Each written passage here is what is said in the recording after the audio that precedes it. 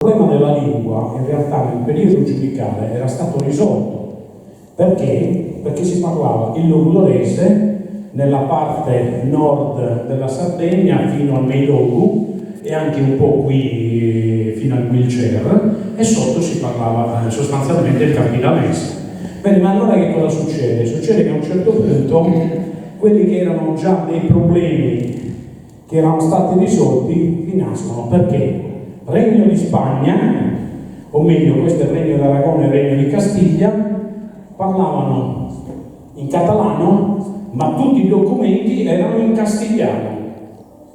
Quindi voi immaginate il povero contadino, il povero pastore cosa poteva capire delle leggi. Invece la carta dell'ONU era già stata fatta in logudorese ed era comprensibile. Se andate in piazza Eleonora d'Oristano potete leggere.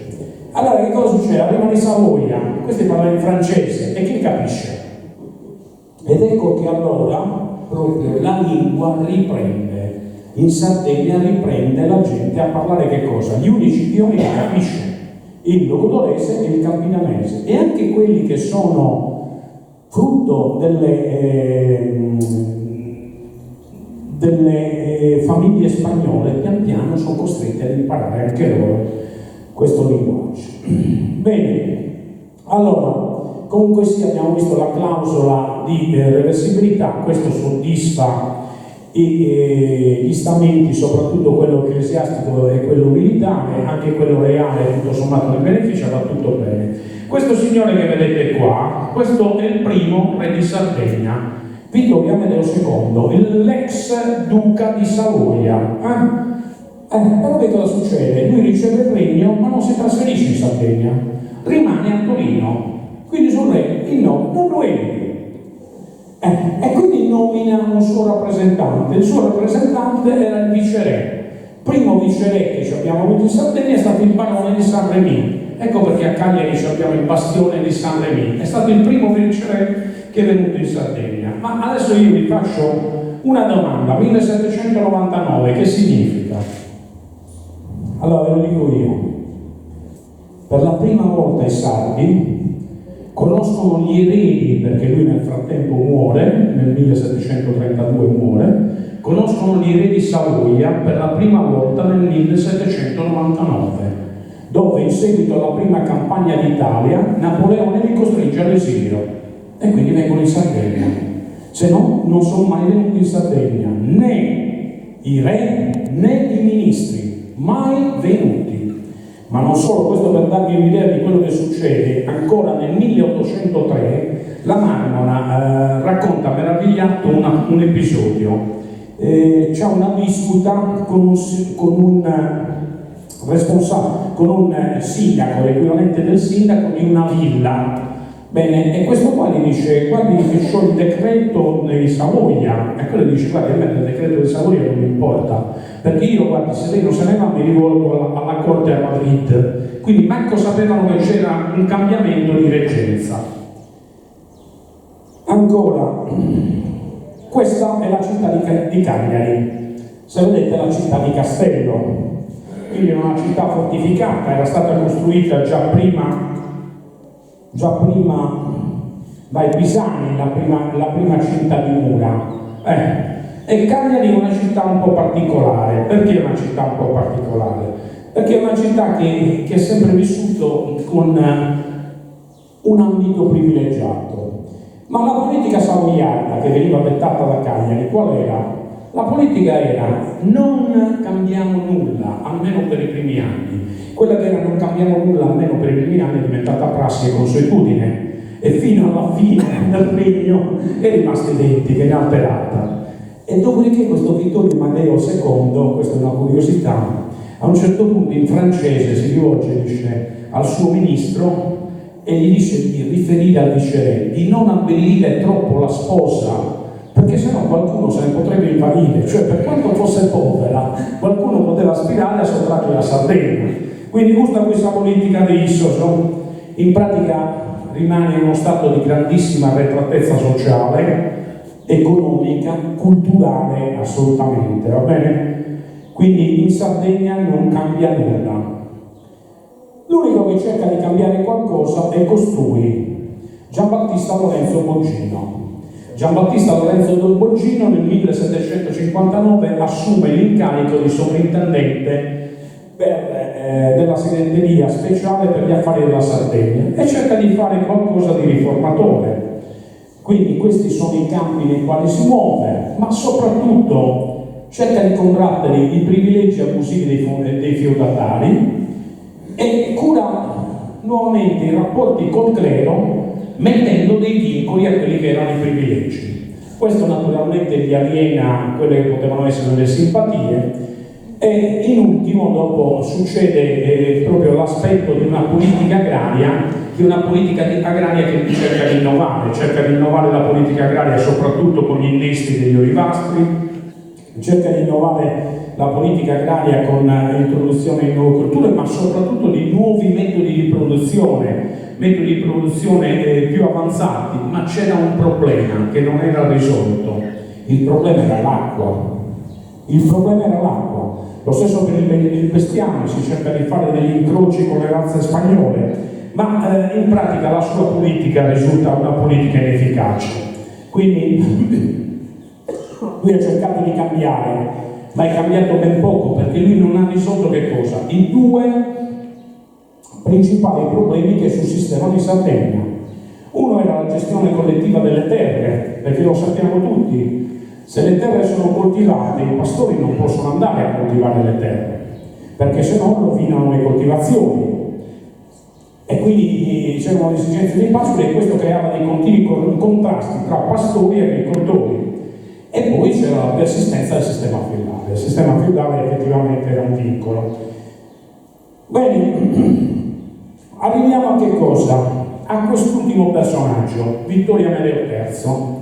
Vittorio Amelio III è il figlio di Carlo Emanuele III, ma è al contrario del padre, che il padre aveva riportato i Savoia addirittura sulla soglia del Ticino, ne aveva fatto un grande regno soprattutto per quello che poteva essere l'aspetto peninsulare. Costui era una persona veramente di bassissimo livello, di bassissimo ordine, era un mediocre, una persona mediocre, ma soprattutto una persona falsa e ambigua. Il primo atto che fa 5 giorni dopo che si insedia, dopo la morte del padre, Carlo Emanuele III licenzia il ministro Lascarin e il sovrintendente Boggino. Dopodiché Lascaris viene mandato in Sardegna come viceré.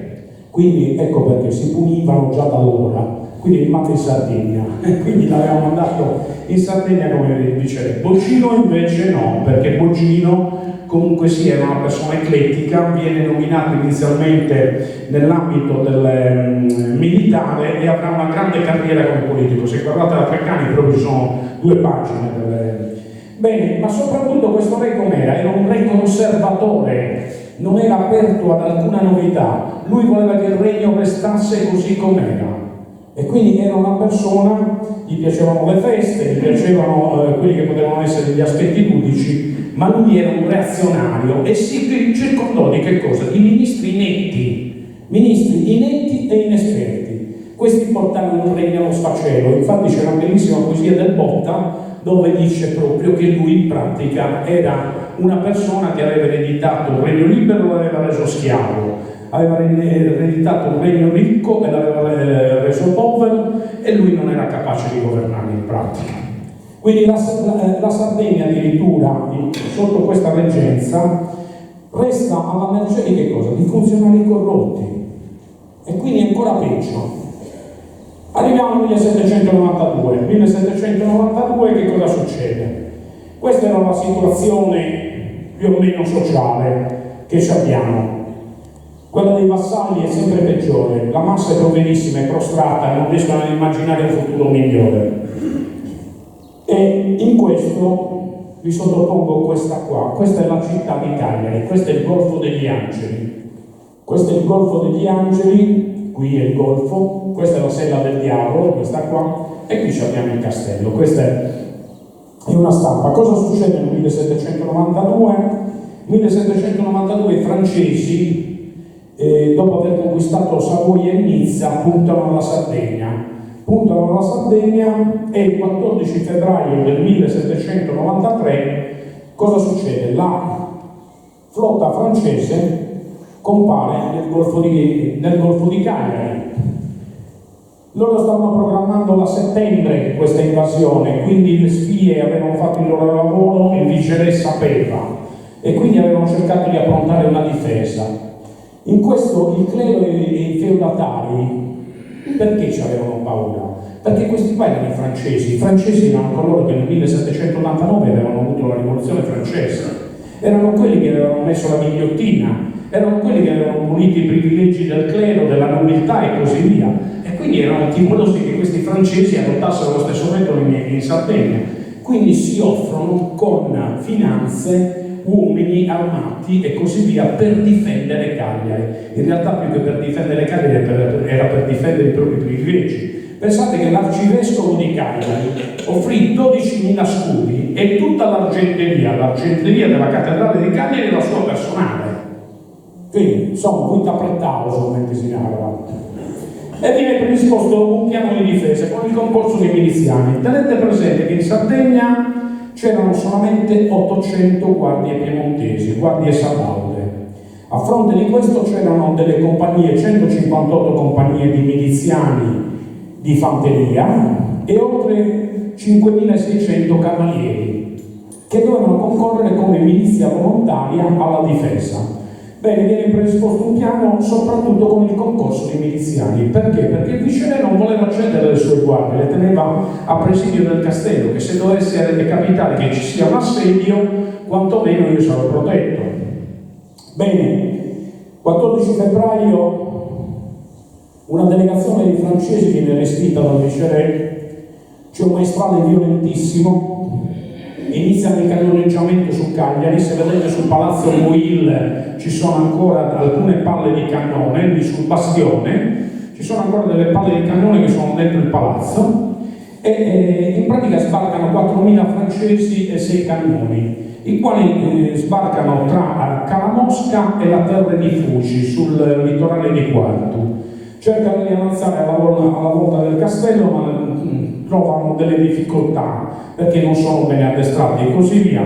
Insomma, per farvela breve, c'è qualche scaramuccia, ma nulla che sia proprio di un'effettiva difesa organizzata che faceva capo al capo dei miliziani, che era un capopopolo, Vincenzo Sulis, e a Girolamo Pizzolo. E insomma, i francesi comunque la notte del 15, del 16, hanno uno scontro fratricida, si incontrano due formazioni francesi, si sparano tra di loro, si disperdono, non se ne approfittano, insomma, fallisce tutto, si rimbarcano. Una nave con la picco, ma se ne vanno. Insomma, una vittoria che ha del prodigioso, una vittoria miracolosa, tant'è vero che si dice che la vittoria fu dovuta a quello che era il patrocinio della Madonna del Rosario, di San Saturnino e di Sant'Efisio. Quest'ultimo addirittura alcuni giuravano che l'avevano visto sugli spalti del castello. Quindi Sant'Efisio aveva protetto la città di Cagliari. E insomma, che succede? A questo punto abbiamo fatto la vittoria, il viceré fa le lodi, fa delle proposte al sovrano di ricompense, manda un elenco a Torino per ricompensare i sardi con delle decorazioni oppure con dei riconoscimenti. Il re manda un riscontro interlocutorio dove lui dice che comunque vuole la felicità del suo popolo. Il nostro viceré malinterpreta, convoca gli stamenti e gli dice: scusate, preparatevi un memoriale e scrivetevi voi quali sono le aspirazioni da portare all'attenzione del sovrano e fatevi questo memoriale. Va bene, a quel punto che cosa succede?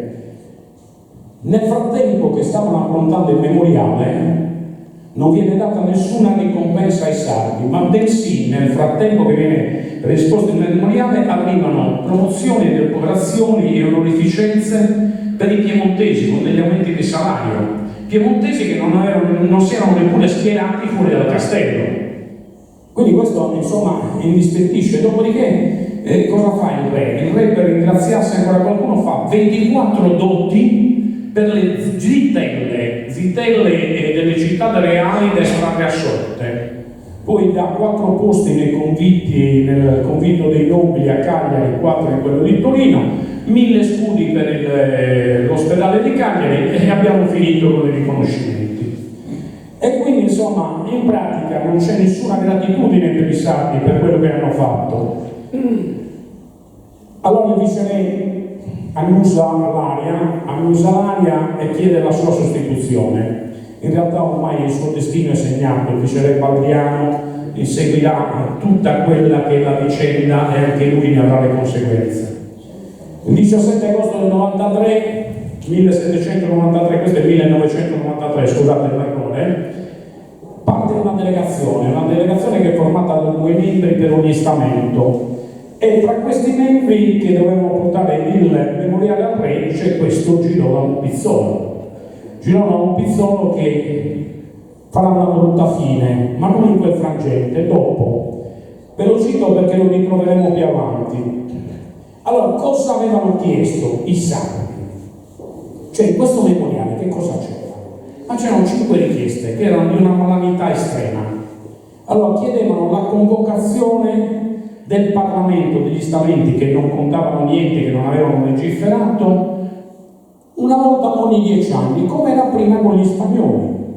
Dopodiché chiedono che tutti gli impieghi civili e militari dei funzionari dello Stato siano assegnati ai sardi, perché c'erano solamente piemontesi, tutti i funzionari erano tutti funzionari pubblici piemontesi, o savoiardi o nizzardi. Chiedevano la conferma dei privilegi feudali, cioè quindi erano in favore del popolo, non credo. Conservavano i loro privilegi. Poi chiedevano un ministero ad hoc per la Sardegna e una Corte dei Conti a Cagliari che doveva essere interpellata dal viceré per ogni provvedimento tecnico amministrativo che doveva essere emanato. La delegazione arriva a Torino, non viene ricevuta dal re. Il re, tra l'altro, era fuori sede, stava a tenda. Il ministro Granieri non viene considerato, che era stato allo stesso tempo presidente della Reale Udienza in Cagliari, conosceva benissimo l'ambiente cagliaritano, e quindi viene nominata una commissione per esaminare le richieste. Questa commissione si riunisce, esprime un parere sfavorevole all'accoglimento delle richieste, e in questo il ministro Granieri nel frattempo, senza aspettare il parere della commissione, ordina lo scioglimento dell'assemblea degli stamenti, che si era convocata in maniera autoconvocata, in maniera spontanea a Cagliari quando era passa la flotta francese.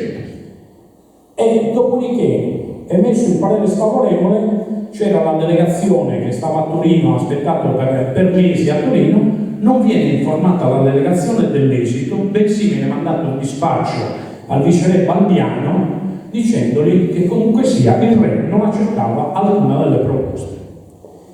Questo che cosa fa? Va a esacerbare un po' gli animi, però prima di passare all'ultima parte velocemente, questa è la città di Cagliari. Città di Cagliari che in pratica ha 4 rioni, e questa è una rappresentazione dove abbiamo il rione di Stampacce, che sta qua, il rione degli artigiani, dei bottegai e così via, il rione della Marina con i fondati, questo è il bastione di San Remi, e dopodiché all'interno della cinta muraria c'è il rione Castello con 3 vie, se vedete, via La Marmora, via dei Genovesi e via Canelles. E dopodiché qui c'erano tutti gli orti. Questo è il quartiere di Villanova. Bene, Cagliari ancora oggi ha le torri, la torre dell'Elefante, la torre di San Pancrazio. C'era una terza torre che era la torre dell'Aquila, che vedete qua. Questa torre qua che non esiste più perché durante il bombardamento francese non era ancora ultimata. Quella è una rappresentazione grafica, ma in pratica non fu più costruita, fu incorporata nel Palazzo Boyle. E dopodiché il Palazzo Vicereggio è la cattedrale, sono a fianco, una a fianco all'altro. Ricordatevi perché? Potere temporale della Chiesa. Se andate nel sud, poi in tutte le piazze, vedete la sala, i locali della prefettura e a fianco c'è la cattedrale. Se voi andate in quasi tutto il meridione è in questo modo qua. ma anche al nord si ritrova questa sistemazione. Dopodiché, per dare un'idea di castello, questa la vedete adesso, questa è un'immagine, qui abbiamo la torre dell'Elefante, la torre di San Pancrazio, questa è la cattedrale, a fianco qui c'è il palazzo Vicereggio, e questa è un'immagine del palazzo Vicereggio del 1896. Perché ve l'ho voluta far vedere? Perché in realtà questo è un abbattimento che è stato fatto, perché altrimenti qui c'erano le mura. E quindi il rione Castello, questo per darvi dopo un'idea di dove si svolgono i fatti, queste sono le strade di rione Castello. Cioè sono strade molto anguste dove le formazioni militari non possono manovrare. Quindi questo implicava un problema per la difesa. Ma un altro aspetto che vi voglio riportare, Cagliari a quel tempo, 1794, aveva circa 20.000 persone come abitanti. 20.000 persone inurbate in questi quattro quartieri. Bene, a fronte di 20.000 persone c'erano 514 funzionari pubblici, piemontesi, savoiardi e nizzardi, uno ogni 40 persone, 39 persone per l'esattezza. Quindi questa era la percentuale e questi erano quegli impieghi, 514 posti di lavoro, anzi 513 perché il viceré lo lasciavano, che volevano i sardi. Ancora Pizzolo, e andiamo a vedere qual è la scintilla che scatena questi monti. La scintilla è un po' dibattuta la questione. Da una parte si dice che sarebbe stata la lettera che Pizzolo mandò da Torino, dicendo, guardate, qui non ci danno ascolto, oramai è fallito tutto e quindi non abbiamo più la possibilità di avere accoglimento delle nostre istanze. Dall'altra invece, secondo Giuseppe Magno, uno storico sardo, politico, è stato anche senatore, secondo lui era una congiura che era stata preparata da tempo e doveva essere attuata il 4 maggio al rientro di Sant'Efisio. Ma poiché il viceré aveva avuto sentore che c'era questa congiura, in pratica che cosa succede? Succede che viene anticipato il tutto al 28. Il 28 in pratica che cosa avviene? Che il viceré rinforza i corpi di guardia, allerta il presidio militare e manda un picchetto ad arrestare due che erano considerati dei capi rivolta di questa rivolta ideata, ed erano l'avvocato Cabras e il suo genero Pintor. Questi vengono arrestati e vengono portati su al castello, imprigionati nella torre dell'Elefante.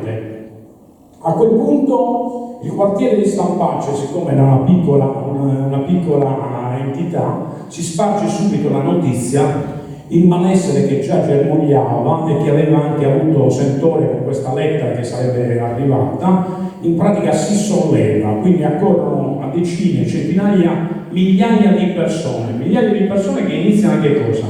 Iniziano a fare pressione per passare tra i vari quartieri. C'erano le porte medievali, se voi andate sotto l'Elefante vedete che proprio c'è la torre. In pratica succede che nella notte tra il 28 e il 29 aprile del 1974 le porte vengono bruciate, vengono aperte, la gente può accedere ai quartieri, tra i vari quartieri e a Castello. Vengono assaltati i corpi di guardia, disarmati i soldati e vengono presi anche i cannoni che erano molto semplici allora per essere posti in batteria.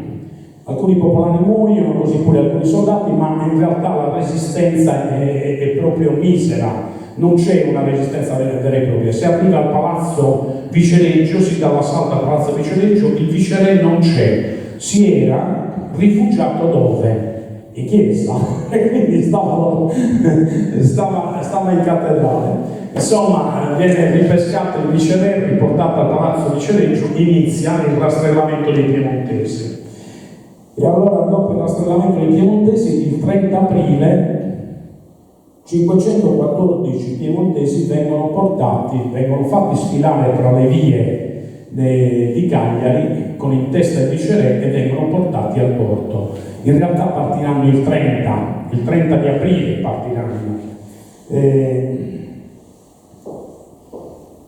La Reale Udienza assume il potere e la Reale Udienza era retta da Gian Maria Angioy, e infine alcuni giorni dopo la stessa sorte la subiscono i piemontesi di Sassari e Agreda. Bene, conclusioni. Il memoriale degli stamenti, perché qui sta il nocciolo della questione. Allora, questo memoriale cosa voleva? A cosa mirava? A una maggiore autonomia? Secondo alcuni storici sì, altri sono discordi. A sottrarre l'amministrazione pubblica dei piemontesi, ai piemontesi gestire direttamente la cosa pubblica? Può darsi, ma anche qui c'è discordanza. Oppure volevano, questa è un'altra tesi, rafforzare il feudalesimo e la difesa dei propri interessi e privilegi? E questa è una ipotesi, che è una delle ultime ipotesi che è avanzata dal docente di storia contemporanea di Cagliari. Oppure, infine, che cosa volevano fare? Volevano imporre una nuova legislazione, quella che avrebbe portato ad affrancare la Sardegna da quelle che erano le ordinanze reali e a creare un substrato normativo che fosse ad hoc? Bene, sono tutti interrogativi che ancora oggi rimangono.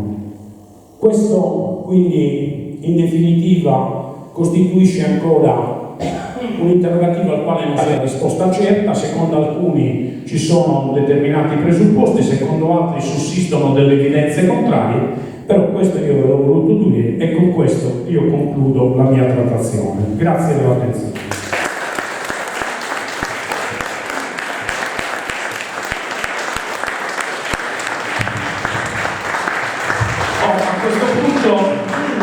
Un ultimo sacrificio, il Coro Armonias fa un ultimo pezzo, io vi ho citato una persona, Gian Maria Angioy, perché questo non è che l'inizio di qualcosa di più vasto, che sono i moti antifeudali che succederanno in Sardegna nel 1995 e 1996, dove guarda caso il giudice della Reale Udienza, Gian Maria Angioy, viene dato a lui il potere pari a quello di viceré e lui viene mandato per pacificare il Logudoro che era in rivolta. In realtà succedono tante altre cose e dopodiché Gian Maria Angioy morirà in esilio a Parigi, misconosciuto e anche villaneggiato. Un'altra successiva puntata di questa è la lotta delle chiudende. Abbiamo parlato che il ministro Buccino non aveva risolto il problema dell'utilizzo delle terre pubbliche. Questo problema si trascinerà fino al 1820, quando ci sarà la legge sulle chiudende e scoppierà ancora una rivolta, dove? Soprattutto nel Molise. Partirà da lì e si estenderà dopo al Menoco, si estenderà al Logudoro e così via. Bene, di questo ne parla Melchiorre Mulino, ne parla Peppino Meleu, e quindi tanca serra da Samuro, sfatta da Safferro a Ferra, si sughielo in terra che l'hai serrato pure. Bene, io vi saluto, vi ringrazio, prego anch'io.